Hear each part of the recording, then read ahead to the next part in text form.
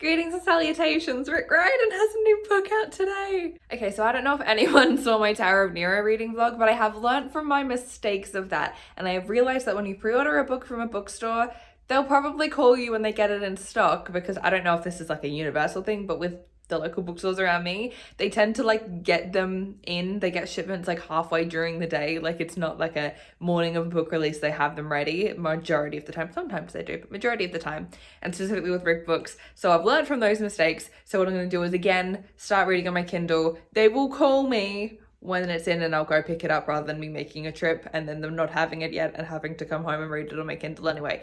We're learning, we're growing, we're evolving. But Daughter of the Deep has been published today. So Daughter of the Deep is a retelling of 20,000 Leagues Under the Sea. Now, I have never read 20,000 Leagues Under the Sea. I have seen the Disney movie, but only when I was a small child and I remember nothing. So this will be like a new story for me. I believe it's middle grade still, which I'm really excited for. And it's like his first non-Percy Jackson, non-Riordan verse book, I guess, in ages. And I'm really excited to like have new characters in a new world, because I just love the way that Rick writes. And so I have high expectations, but I'm so excited that having a new world of his to step into is just really exciting for me. So I'm really excited. Let's go.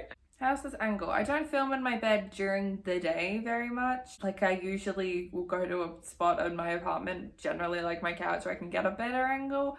But it's cold today and I want to be under blankets, so here we are. Also, shout out to my Tangled pillow that you can kind of see there. Okay, first paragraph, and we have the phrase, "It is very possible that at this moment a mermaid and a giant squid are munching on mackerelage macaroni." I still don't entirely believe mermaids aren't real. This is not a good book for me to be reading in terms of like accepting the realities of the world. I think because I'm terrified of the ocean and like I know that so much of it is unexplored, that in my brain I'm like, there is probably some really horrific things down there, but as a coping mechanism, because I hate the thought of being on the same planet as those things, I'm like, well, there might also be mermaids. We don't know that they're not necessarily real. I don't think they're like Disney mermaids. I think they're like horrifying kind of like fish human hybrids, but they might be real, and that's comforting to me. So our main character is a descendant of Captain Nemo. I truly know like nothing about this. I avoided kind of all plot information. All I know is that it's a retelling of 20,000 Leagues Under the Sea, but clearly not a direct retelling, which is interesting to me. I don't know why I was expecting it to be. This makes a lot more sense for like Rick's kind of works, but I was expecting a like direct retelling. So interesting. Tell me why I'm crying at Rick's foreword. Not to get like weirdly emotional and sentimental about a foreword to a book. That is largely just him talking about why he wanted to write about 20,000 Leagues Under the Sea.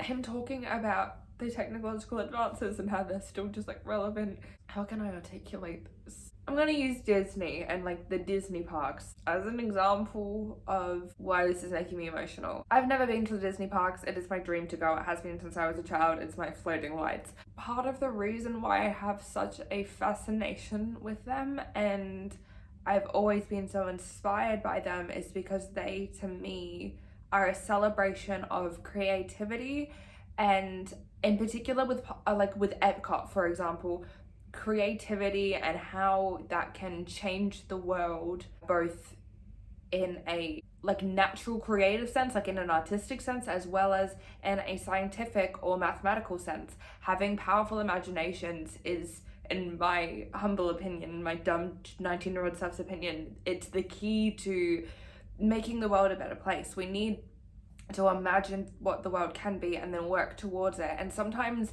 as a young person in this climate, it gets really scary. Everyone is kind of telling us all that we're doomed. The world's like fucking on fire. Everything's kind of a mess and it's a lot. Sometimes I forget that there's hope, that there's people who are still being imaginative and coming up with ways to make the world a better place. And like, there are so many smart people in the world creating art and also learning about science, learning about maths, and learning engineering, and learning everything that they can and doing everything they can to leave this world better than they found it. And like, sometimes I just like lose sight of that and lose hope, and I believe that like everything's kind of like just on a downward slope, and like maybe it is on a realistic sense, maybe it is, but it's nice to have hope about it. And this just made me cry because it just reminded me that there's like hope and there's people out there trying to find ways to save humanity as well as save the planet. I'm stupid. Also, if you're someone who you're watching this not knowing if you want to read this book or not yet,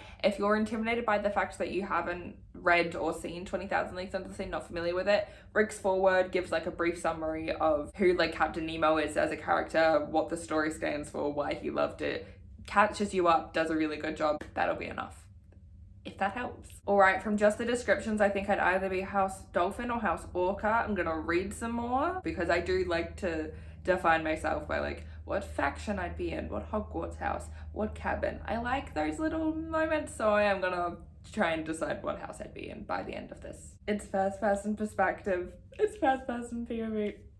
I'm excited. I've just realized this might be the first, unless I'm forgetting something, the first Rick book told from a first person POV with a female main character. That's really cool. I want a dolphin best friend that I can specifically name Socrates, please. This is just making me like stupidly happy. I'm getting so much serotonin from this.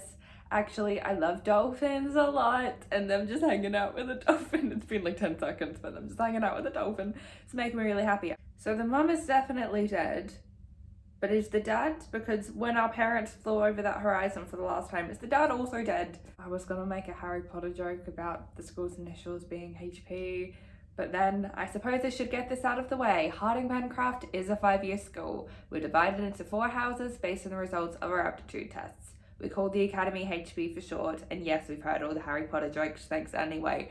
I really got called out as I went to film a Harry Potter joke. Okay, so I think I'm Esther. I think Esther is me. Besides the blue eyes, I have green, frizzy blonde hair, which looks like it's been blown in 3 different directions. Hi. She has an emotional support animal. Hers is a dog. I have a cat. Other people don't understand how the animal provides emotional support because it's another like anxiety. She has anxiety about being late. Same, babe. Just all over kind of an anxious mess with frizzy blonde hair. It's me. I don't think I'm supposed to like him, but I immediately like Gemini because how can you describe someone as looking like Miles Morales and then not make me immediately like him because of that? If you compare Miles with someone ever, that's gonna make me like that person. Okay, so mum and dad, not necessarily dead, but disappeared forever, so I feel like we'll find them during this book. Very worried about Dev, though.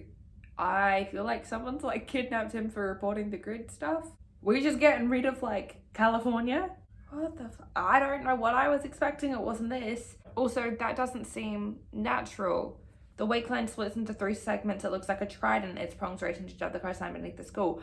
I don't really know what earthquakes with water look like. Don't earthquakes cause tsunamis? I don't know much about natural disasters. That doesn't seem like this seems like there's something designed this to happen.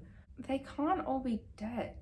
There's no way that we just killed them. It has to be some kind of illusion. There's no way we just killed everyone at that school. This is a children's book. There's no way that they're just all dead. That can't be what happened. Maybe I'm in denial. I have butterflies. I wasn't expecting that, especially not so early. I've barely started this book and we're gonna hit me with that and like with descriptions of grief like that and like dissociation. Like, oh my god, okay. I'm theorizing. I usually am theorizing incorrectly, but I'm theorizing her brother. Did he turn off the grid? Is that why he dived down first? Was that why Socrates was acting weird? Did he dive down first, turn off the grid? That's why he was like dismissing it too. Was it her brother? Are we gonna have a big betrayal because it was her brother that was working from the inside? Was it Dev? Am I wrong?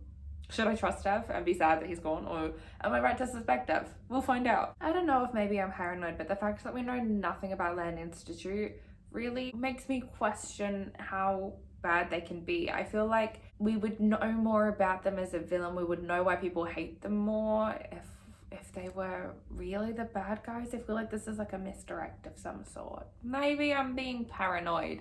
I don't know. Interesting that like 20,000 Leagues Under the Sea is a book that they've read and are familiar with. I assumed that wasn't like a work of fiction in this universe. Obviously it's not a work of fiction, but it's a book that they're aware of. It's a story that they're aware of and familiar with. I assumed that wouldn't be the case.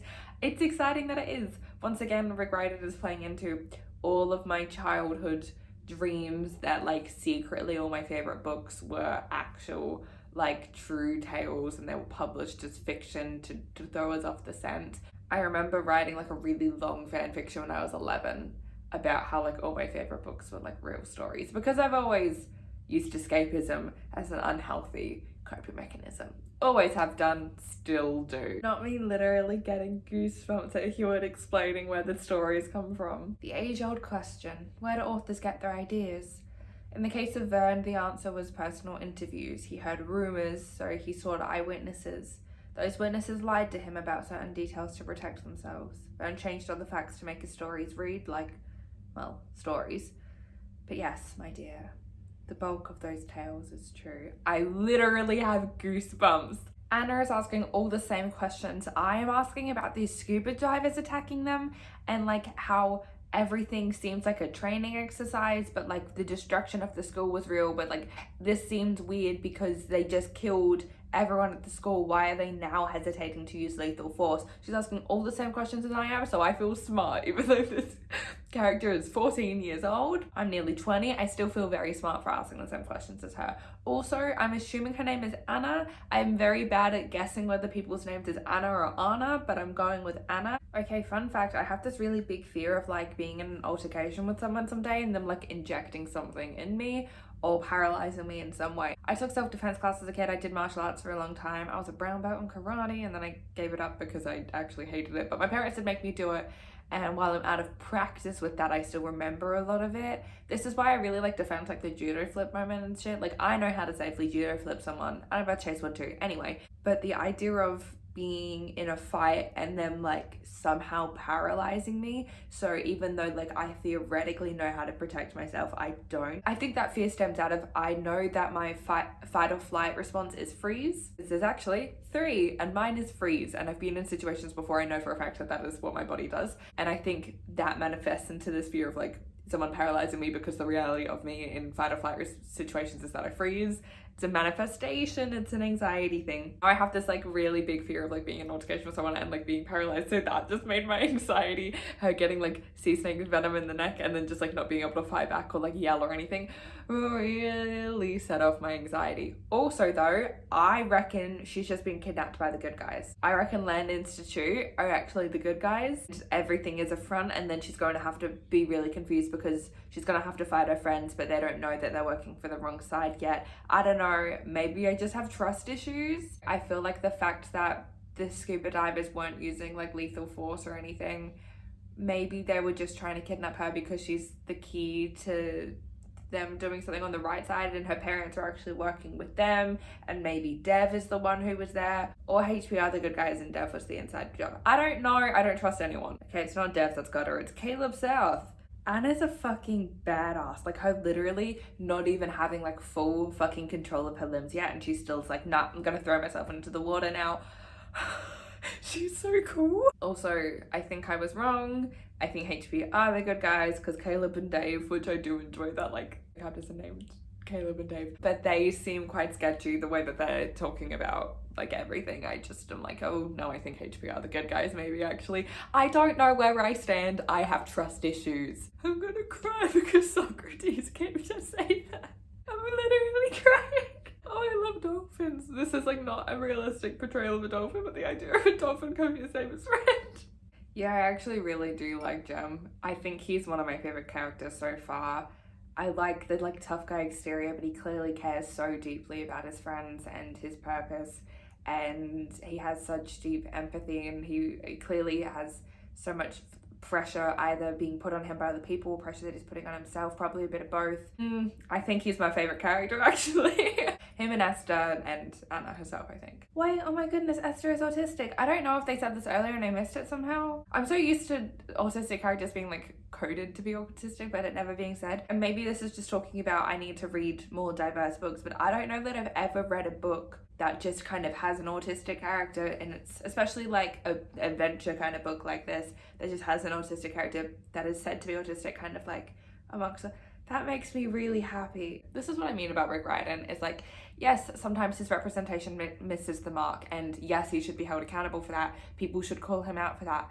But he just actively tries to make kids who don't get represented that much, who don't see themselves in media that much, he tries to teach all of them that they can be heroes. And yes, sometimes he misses the mark, but I also do believe that he actively tries to get better and he uses his platform for good. Rick Riordan Presents is like a great example of him using his platform for good and understanding and acknowledging that, hey, he's not the best person as a straight white dude to be writing about other cultures, so he's giving authors a platform to write about their own cultures. And I really do believe that yes, he has made mistakes and should be held accountable for them. I also don't think we should be trying to cancel him because he clearly, his heart is in the right place and he tries to make kids feel seen and teach every kind of kid that they can be a hero, and I think that's really special. This is probably really stupid, but a book with a teenage girl as the main character, especially because it's written by men, just talking and alluding to both like periods and tampons themselves, is like weirdly, I don't know. I'm not someone who's like, I need to know what they're doing about their period situation or whatever,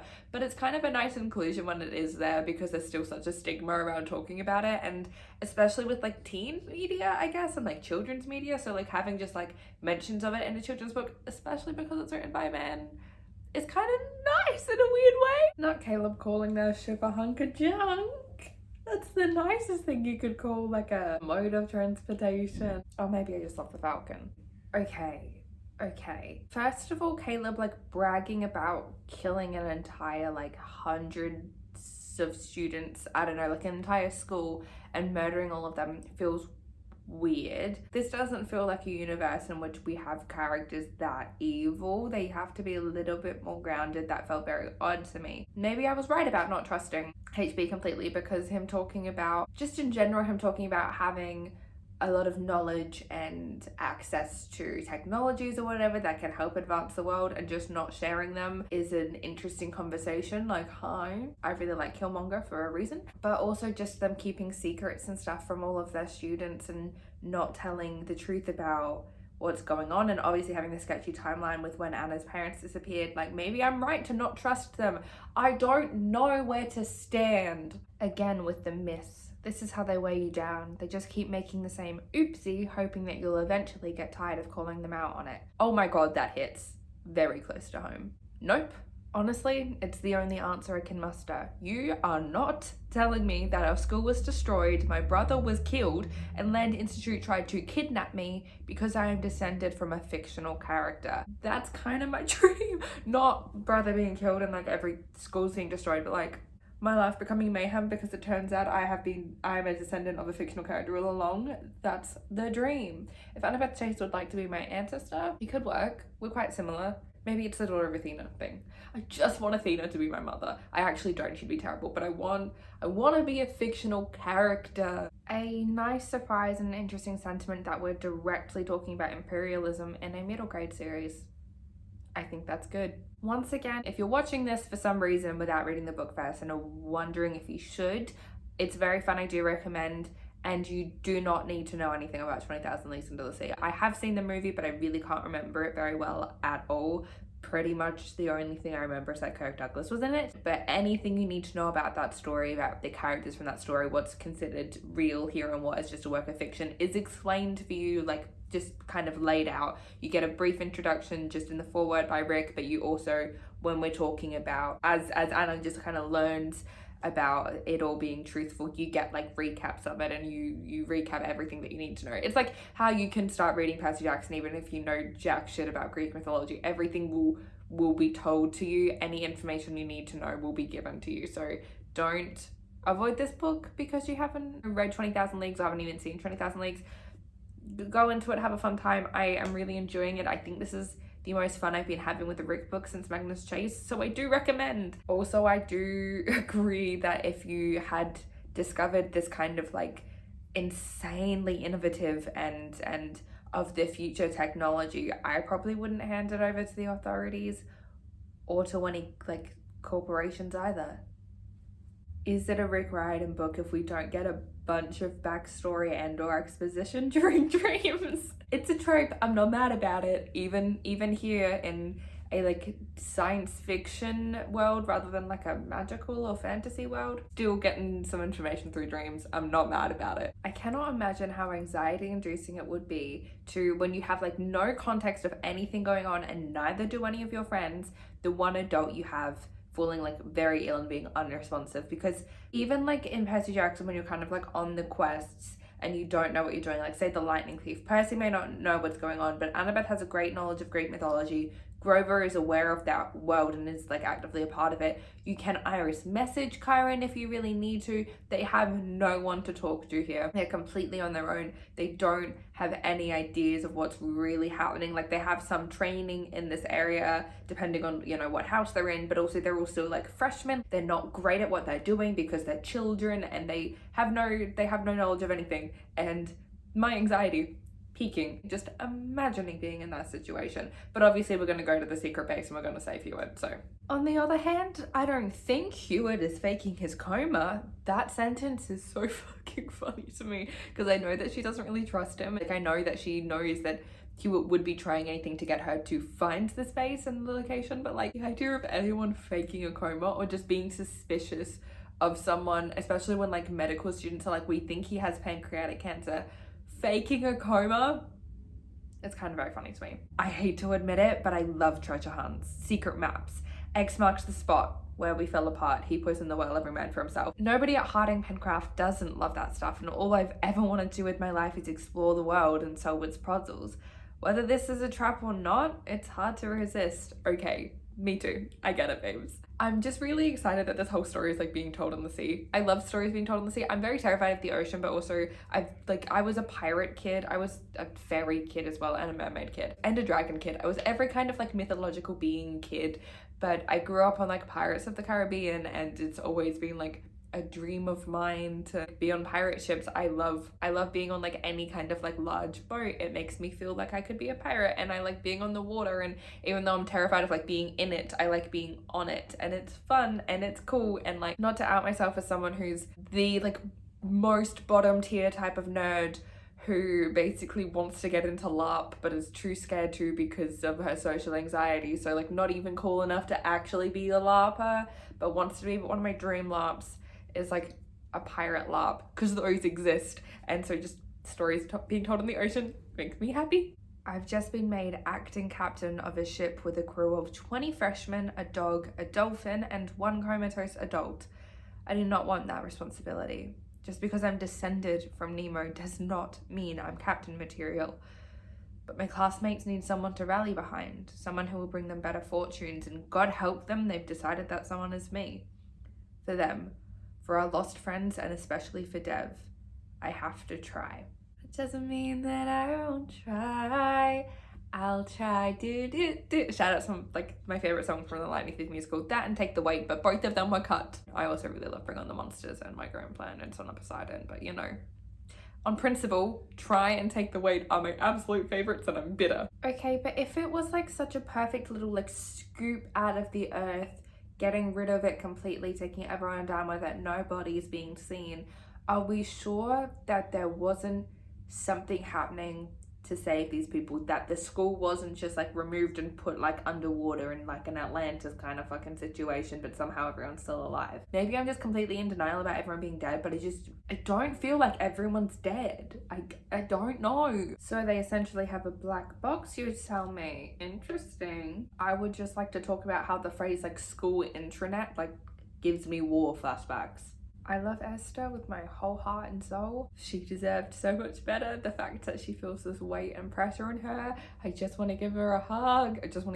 Shout out to Top for being her emotional support animal, but oh my God, I want to give her a hug. Are we sure that her parents are dead though? What if they successfully found it, opened it, got inside, and were like, fuck, HP's a bit shady, so let's keep this to ourselves? I'm probably completely wrong. I just have a feeling that a lot of things aren't as they seem. We retrieved some audio from the school's intranet. You better sit down. Am I a genius? Listen, I know that we've just been given audio of Dev's death, but I still think I might be right about Dev being the like traitor amidst everyone, and he might still be alive out there somewhere. I might be a fool. I might be Boo Boo the Fool. I might be about to be putting on my clown makeup, which I usually only do when Taylor Swift is doing stuff, but still, I'm gonna stay on this train because I think I might be right. I love reading books about kids who are like just way smarter than I am, like ridiculously so, because like I don't know what any of this means any the time they're talking about codes and stuff, but I'm like, I'm impressed by it all, and I'm like, look at you guys go, look at you go being smarter than me, look at you go. I'd love to see it. As a TikTok reference, we've just referenced TikTok here. I'm aware that Rick Riordan knows of TikTok. Sometimes that gives me anxiety though. I don't want to think about whether or not he's ever seen my face in a TikTok. But what do you think of me? I fucking knew they would find the base. I fucking knew they would. Oh, I want garlic bread so bad. You can't mention garlic bread and not have garlic bread ready for me to eat. This is so mean. Alright, so we have an orangutan as an animal sidekick, I guess. Love the apron decorated with smiley face daisies. Wasn't expecting this. Don't know how I feel because I'm kind of scared of orangutans. I see you have met Jupiter. Please never turn off the Great British Bake Off. It is a religion for him and Mary Berry is his goddess. This is why I love Rick Riordan books so much. Same though. I actually like that Anna is getting angry with these people and kind of holding them accountable and putting her foot down and being like, no, I deserved the truth. You deserved to be honest with me. That's a very simple thing that I didn't get. Kind of calling them out on the bullshit of like, don't tell me that you didn't tell me to protect me. Making the adults be like, no, the school was protecting itself. We went along with it. We shouldn't. You deserved better from us. I actually really like that, having that confrontation and them owning up to that. I actually am very impressed at what an interesting conversation this book is having about technological advancements and the ethics around sharing them in the modern climate, considering how governments tend to use things and kind of like drawing on history with real examples of that, of how we have had really, really positive things made from scientific and technological advancements, but also governments have used them to do a lot of damage, and trying to weigh whether like the potential good that these things could create with the potential bad if it got in the hands of governments or corporations. I think this is a really interesting discussion, and it wasn't something I was expecting from this book, but I'm very happy that it's here. I think that's really cool, and a really cool discussion to be like giving to like children. Like, I'm well aware that these books are aimed at people younger than me now, and I think that that's really cool. I love children's media. I love media that's inspiring kids and teaching kids and is going to kind of define what the next generation looks like, or what some of the people in the next generation are going to like spend their lives working towards and stuff. And if this is a really cool conversation to be having and sharing with them, and that's cool, and it makes me excited. Okay, so her parents found the ship intact, the submarine intact, sorry, but her parents are dead. I am Booby the Fool, but also, how did it kill them then? Why did it kill them? Why are they dead? Are we sure they're dead? They're dead. I'm being told that they're dead still, and I'm now like halfway through the book, so they're probably dead. Still don't think the brother is though. So I am the Booby the Fool. Top being described as half emotional support animal, half con artist. Does that sound familiar, Mr. Katzen? Does that sound like someone tricking people into giving him like second and third dinners? Is it a Rick Riordan book without a nightmare scene? No. Okay, I wasn't expecting it to be a living thing, even less so a vengeful, murderous AI system. But I think I have to take the L here. I think I have to admit that the parents are in fact dead. I think at this stage I really have to accept that I was incorrect. Waiting on the future of the brother though. Anna is handling this a lot better than I would. Her looking at the submarine and being like, I have to make my parents' sacrifice mean something. Whereas I don't even feel like it was a sacrifice, because they should have been safe, because this dumb fucking submarine got angry at being left alone and killed them for it. I'm so sorry, but the fact that there's an organ on board is making me think solely of Davy Jones. I was also going to talk about how convenient it was that she knew how to play the piano, but they gave an explanation for it. They gave an in-canon reason. I will accept it. I will take it. I was exactly right about how I interpreted that Gemini incident in the cafeteria. I didn't want to say in case that seemed insensitive, but when I read it, I was like, this just sounds like a lonely kid trying to get information on his brother. And now that he's confirmed what that was and that he's apologized multiple times, yeah, he's my favorite character. I will protect him like he's my son. Anna is beginning to let her guard down and like trust the ship, which I don't think is the best plan. Maybe she was just acting out, but she killed Anna's parents, and I'm not over that personally. If everyone at Lincoln Base is about to get killed, and if Lincoln Base is about to get destroyed, I'm gonna lose my marbles. I am attached to Luca and Ophelia already. This better not happen. They better just distract them for a bit. If they get hurt, I'm gonna fling myself into the fucking sun. Camouflage active, babe. I mean, Captain Babe. Me as a pirate flirting with the captain. I think so. Caleb continues to insult ships by calling them pieces of junk. It's a piece of junk this time. Earlier it was a hunk of junk, and I prefer the term hunk of junk for obvious reasons, but still calling it a piece of junk, even though I'm mad at it. Reminds me of the Falcon. I was fucking right. Not me being this proud of myself for predicting a literal children's novel, but it was Dev. I am a genius. It was Dev. I fucking knew it. I fucking knew it was him. Oh my god, I knew it was him. I am so smart. My mind, it amazes me. The power that I hold, oh my god, I'm a genius. Hey mom, I'm a genius. Okay, so everyone at the school is dead. I was wrong about that. Interesting tragedy to start off a kids book with. Not that I think kids content needs to like avoid angst or avoid death or anything. I actually like when kids content has that. I just wasn't expecting that to be the case. They are dead. Was right about Dev though. I'll win. The speech that Esther is giving Anna about not having to be the same kind of Captain Nemo that Captain Nemo was and Dev has become, and deciding that she can make her own choices and she can be a mix of every emotion. She doesn't have to be defined by just the hurt or the paranoia or the anger. She can figure everything out and be a new person and a new name for her family, and she can respond and learn and grow rather than fall into the trap of repeating history or being defined by anger. It's why I love the first Percy Jackson series a lot, is because I think that's a major theme in them of like not having to make the same mistakes as your parents. And as someone who has a lot of trauma from like people I've loved, whether that be family or partners or whatever, that's where like my kind of worst traumas come from. I often am very scared that I will fall down that same path and make those same mistakes, and I try my best constantly to not do that. This message just always hits really close to home, so it's nice to have it here. Hi, new day, so change of outfit and hair and all that, because your girl had a bit of a breakdown last night. She's alright. But we're here, let's continue. It's a Rick Riordan book, so I shouldn't be surprised, but are we really going to have a guitar be like a prominent part of the final act? Because I feel like we are. That shouldn't surprise me, but it does. You've heard of imprinting? Like when a baby duck imprints on its mother, I say they form an attachment.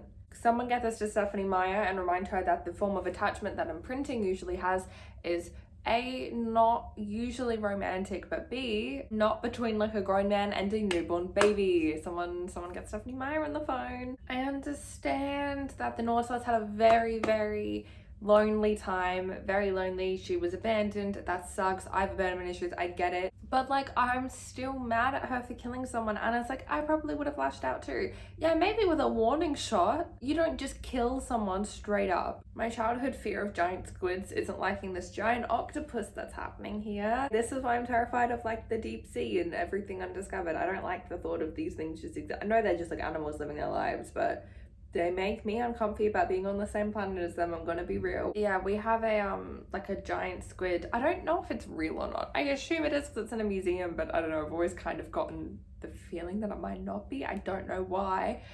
We have one like in the museum, the main museum in Adelaide, like the big one, and it's by the staircase. So as you like walk down all the different floors of the museum, if you don't kind of like go off into the actual rooms, you can just see it. And obviously it's still huge, but when you go to the museum as like a 3-year-old and you see something that size, it makes an impact. So I've had a lifelong fear of them, so this is very fun for me. I wasn't expecting the guitar to be them communicating with an octopus and telling it to not get too excited about the electricity of the ship, but sure. I will be honest though, I think I would rather a giant octopus attack a submarine I'm on than try to reproduce with it. Kind of going into the third act, the final battle, with the knowledge that we're kind of starting off with plan C is a really good way to just kind of like raise the stakes and build tension without necessarily having to really do anything. I just think it's smart to be like immediately, okay, so we had our ideal plans that we weren't really sure would work out. They didn't. We're on kind of like our backup plan now. I think it's just a good way to raise stakes, because especially with a crew of people who you know are smart enough to have backup plans, you're not watching them execute their best plan and then have it go wrong and then they have a backup plan. You're like, no, this is it. This is the stakes. And I think that's smart. Okay, I'll take back all the shit I talked about Romeo before. I'm very happy he's here, very happy he's giving the Aronnax a hug. Very glad about it. Thanks, buddy. Love you. I never said anything bad about you, ever. Them deciding to go out and rescue all of the Land Institute people who they can is exactly why I love the main characters in these books. I talk a big game of vengeance and being mad at, you know, the ship for killing Anna's parents or whatever, but I'm also someone who inherently believes in second chances and forgiveness and being better than your enemies. If other people are hurting you, that doesn't mean you have to hurt them in return. People are human and sometimes you do, but if you actively are trying to be better than them, I think that says a lot about you, and I really believe in that, so I love that. Their Land Institute, Leanne points out, the people who destroyed our entire school. Yes, I agree. And we're going to save them because we're not Land Institute. That is why I love this book. Dev is just straight up trying to murder Anna now. Like, I know that he's being driven by like power and anger and whatever, but I feel like he was orphaned. He did go through that trauma, and even if he's like a horrible person, would that not have made him like kind of attached to his sister? Would she not be like the one person he wants to save? Socrates, my best friend. I know he would come. I know he would help. My best bud. Hi, missed you. Jem ripping off his shirt to like use as a bandage when they have a first aid kit. I love him. I love him. Him just being like, no, you're hurt. It's fine. I like this shirt, but it's okay. You're hurt. We need to do this. And then I being like, okay, thank you. That's very nice. But also we have a first aid kit. And him just being like, oh, that's okay. I guess that's all right. Dev saying we don't have to fight Anna. We're still family. You're the one who attacked her here. You're the one who killed hundreds of people. You're the one who's like actively trying to kill her friends. You're the one who has tried to kill her multiple times today. You're the one who just called her a stupid little girl and charged her. I think maybe we do have to fight. The line, he'll live, his pulse is strong, but something between us has died and I'm mourning. Ow, that hurt. I feel like I should be a lot happier and joyful about like Doctor Who at like being responsive and being able to talk again, but I was just expecting that outcome the entire time. So like there's no kind of joy with it. I'm just like, yeah, that checks out. Maybe I'm horrible. I love Esther. I love Esther a lot. Also, I might have been wrong about like not everyone dying in the attack. They just said maybe some people survived and are in hiding. Maybe everyone did. Maybe I'm a genius. Maybe I'm not. Also, is this book meant to be a series? I went into this assuming it was a standalone, which I don't know why. I could have been very wrong about that. I just hadn't heard any news of it being a series, but this ending could really go either way. If this was a standalone, I would accept that and be like, sure, but it also very, very, very easily could bleed into sequels. So I don't know if I've missed something and this is going to be a series. I'm now questioning that. That was a really beautiful ending. I really, really enjoyed the ending. I was going to make a complaint at the end of this video that I wish the conflict between the two of them right at the end, that battle was less of a physical fight and we had just more kind of dialogue, because I think that the emotional drive and the emotional betrayal there was the main through line and conflict of the novel, and the most interesting one for sure. So I was going to complain that I wish we got more, but ending on that note and ending with Anna being very honest about not being able to trust Dev, not entirely trusting the ship yet, but accepting that they are her family and she's going to try and make them both understand her and be better and do better, and rather than giving up on people, just she's trying to encourage them to be better. I really liked that. I thought that was a really solid ending. I am really curious whether or not it's going to be a series or not, but I really loved that. I loved that a lot. I thought that was a really, really fun, very quick, very easy book. Shout out to it for getting me out of like the worst reading slump I've been in years that the Glee books put me in. This was the most fun I've had with a Rick book, I think, since Magnus Chase. As well as having a Rick book and like reading his writing without having like the emotional stakes of wondering whether my favorite characters are going to die or not and stuff was just nice. It was a nice time. I recommend. Talk to me in the comments about this book if you wanna. I would have fun with that. I also just want to say that I forgot how much fun reading vlogs can be for me, so thank you for hanging out with me and reading with me. That's really fun. I think I need to pace myself with them because I got to a point with them last time where I was really burnt out, and when I started to do the Kane Chronicles, it was just very, very difficult, and I found that like anytime I tried to film I was getting like really, really emotionally drained because I was really burnt out with them. But I think if I pace myself and I just do them for books I'm genuinely excited about, every now and then they get to be super fun like this. So thank you for hanging out with me and reading with me. Thank you for doing that. Thank you so much for watching, and special thank yous to my patrons V, Sabrina, Mateus, Murray, and Nico for being in the Sith tier. Thank you guys. I love you very much. Thank you for watching. I will see you soon. Mwah.